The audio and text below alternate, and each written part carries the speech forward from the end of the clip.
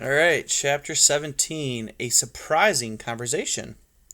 Poppy woke refreshed. For a moment, she just lay still, luxuriating in her discoveries. She imagined telling her family what a phony Mr. Wilcox was. What a delicious moment. Yes, it was time to return home. Realizing that she was very hungry, Poppy first treated herself to a big meal, eating only the plumpest corn kernels. Hadn't she deserved them? Gradually, she ate her way over to the dirt road that ran alongside Dimwood Forest. With her mouth full and her belly tight, she gazed across at the wall of pine and fir. She had feared it before. Now, knowing it, she recalled only its dark beauty, its deep fascination. The forest made her think of Aerith and her promise. How was she going to get him that salt? She still had no idea. Then and there, she vowed that once she got home, she would return, maybe this time with Cousin Basil. Perhaps the two of them could find a way. Poppy thought about Mr. Wilcox too. Wouldn't it be fun to tell him what she had discovered? The image of it made her grin. The liar, the bully. It was while she was thinking about him that she spied him. Mr. Wilcox was perched deep within the foliage on a small tree right by the edge of the forest. If it had not been for the slanting rays of sun, Poppy might never have noticed. It was the light of his glowing eyes that caught her attention. Poppy crept forward. When she came near the row of corn closest to the forest, she looked up again. A moody Mr. Wilcox was staring at the barn across the field. He kept moving his head back, forward, side to side, hissing and clacking his beak. Sometimes his black talons kneaded the branch with nervous tension. At other times he ruffled his feathers, lifted his wings, let his head sink lower. Poppy could tell he was miserable, just sulking.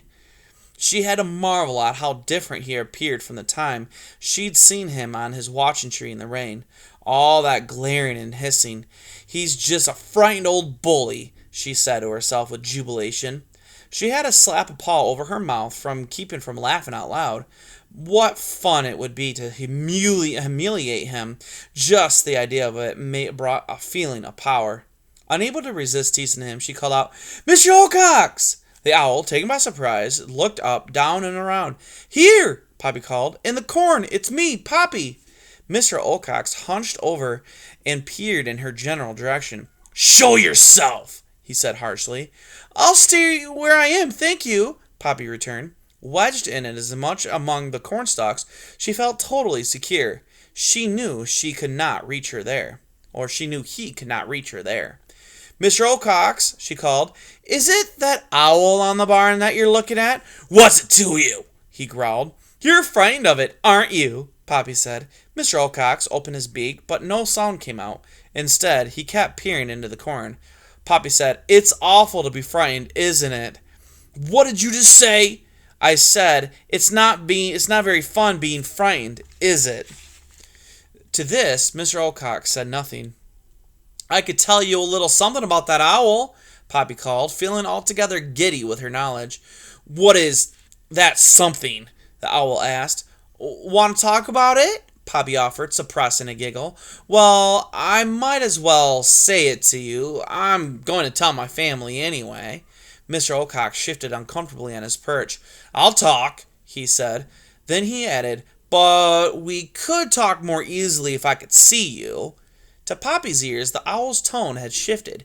It was not nearly so hostile as it had been before. Was she only imagining it? Should she trust him? But even as she asked herself that question, she thought, "Oh, the look on his face when I tell him that bird he's so frightened of is nothing but a fake!"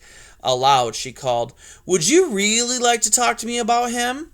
"Yes, I would," replied Mr. Wilcox. "You seem to be very smart, Mouse." Poppy blushed. No one had ever called her smart before. This, she had to admit, was a very different side to Mr. Wilcox from what she had known.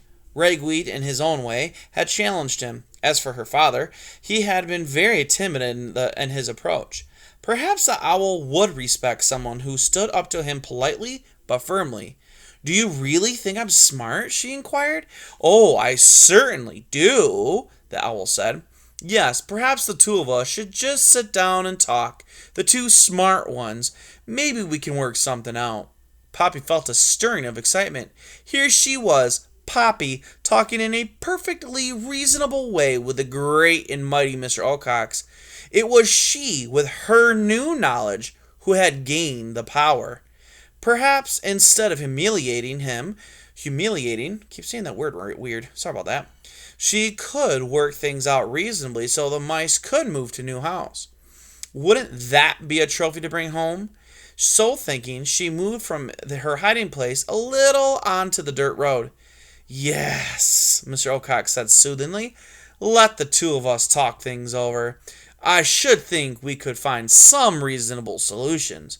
All right, said Poppy. Boldly, she stepped farther out onto the road. She looked up. Mr. Wilcox was gone. Where are you? She cried. At that very moment, the owl plunged down upon her from behind.